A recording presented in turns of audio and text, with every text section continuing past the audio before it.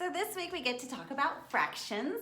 So some people would take all of these fractions and they would multiply the numerators and then multiply the denominators. It's gonna take them all day. So let me just show you. When you multiply, you say goodbye.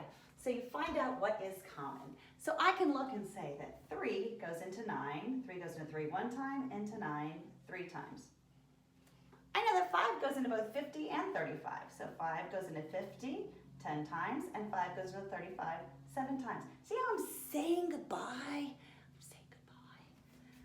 So now I can look at this and I can say, oh, 7 goes into 21. 7 goes into 7 one time. 7 goes into 21 3 times. Ooh, how about that 3 and that 3? 3 goes into 3 one time. 3 goes into 3 one time. And now I have ones here and here. I have a 14 and a 10. Can't 2 go into both of those? 2 goes into 14 7 times, 2 goes into 10 5 times. So 7 times 1 times 1 is 7. 1 times 5 times 1 is 5. So easy.